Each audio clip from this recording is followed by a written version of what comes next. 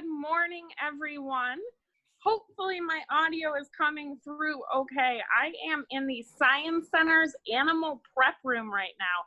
So I'm behind the scenes with our animals that aren't currently out on exhibit. And I'm really excited to introduce you to our newest animal who will be going out onto exhibit soon. She's been with us for the past 3 months or so, and we've been giving her some time to get adjusted in our back room. So I'm gonna go ahead and flip my camera so y'all can see her. Ooh, I've got lots of spider webs on my phone now. It's very exciting. Okay, here we go. So this lovely, colorful lady is our Chinese Crocodile Lizard, or Shinisaurus Crocodilurus.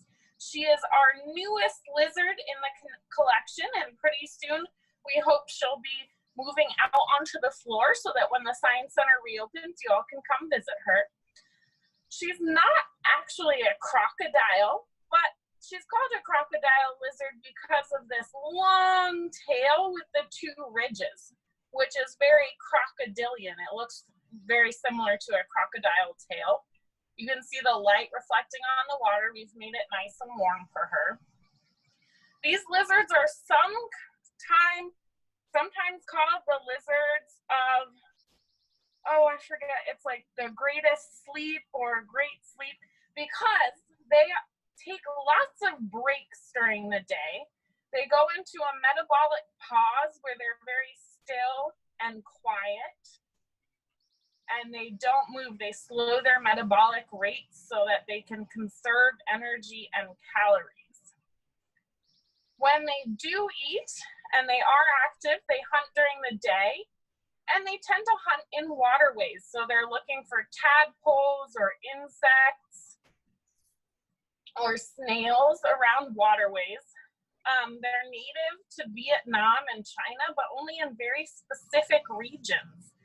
And these lizards are actually endangered, which is partially why we have her here at the Science Center.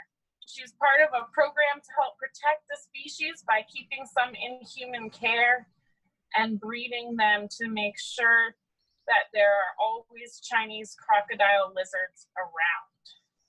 They're endangered for a few reasons. A lot of logging and mining happens in the regions where they usually live. And people like them as pets. So a lot of them have been taken from the wild and traded into the exotic pet trade, which can actually be pretty damaging to native populations. And that's why we at the Science Center are really careful to make sure we know where our animals are coming from and that they have been procured in a way that's good for the species. So I'm gonna zoom in a little bit so you all can see her.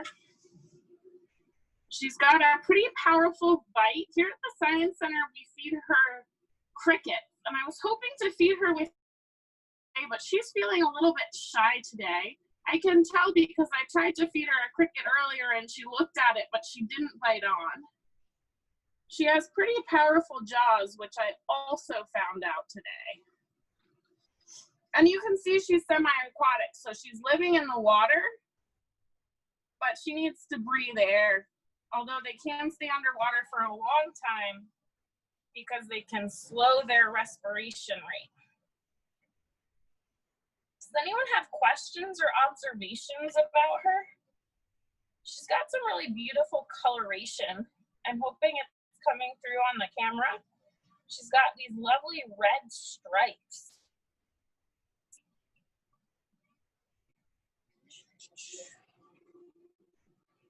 Would you guys like to see some of the other animals that you don't get to see out on the floor?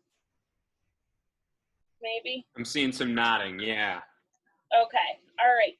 So we're gonna say thanks and welcome to our Chinese Crocodile Lizard.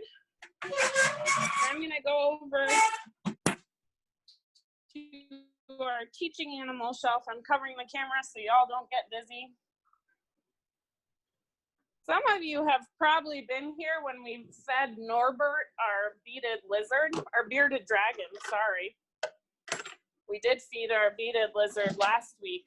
I'm gonna throw some crickets in for the bearded dragon, because this guy's a pretty good hunter and he's definitely hungry. So all those crickets the Shinisaur didn't eat, Norbert will snap up pretty quickly. Oops, keep forgetting which side my camera's on. So Norbert lives in the back room, but he comes out to meet our guests. He's really friendly and chill, so we love him. You can see he's a pretty good cricket hunter. We also back here have our king snake, Bob. Some of you might recognize if you've been coming to the Science Center for a long time. This guy's one of my favorite snakes. And he's in retirement now. He's getting a little older, so he has a nice comfy home in the back and he gets a steady supply of mice. But we don't bring him out on the floor so much anymore. We have our crested geckos. They live in the back here too. Some of you might have gotten to visit with them in a previous video. This is Splat, our female, who has laid some eggs. We hatched one of her eggs earlier this year. There's a couple others in here, but they're really good and hard to find. There's the other female in the back. And we also use this back room as a place not only for our education animals and animals that aren't on exhibit yet, but for any juvenile animals that we have bred from our existing collection. So all the babies live back here. Right now we have a ton of dart frogs that are young dart frogs. So these are our Auratus dart frogs, and they hang out back here. They eat fruit flies. So we also have lots of food back here that we grow for our animals, including, this is copepods. So these are little animals that we can put in the water that some of our fish will eat. We've got all our fruit flies that we feed to our frogs and toads. Fruit flies. We have crickets. So you've seen me feed crickets to a bunch of our animals.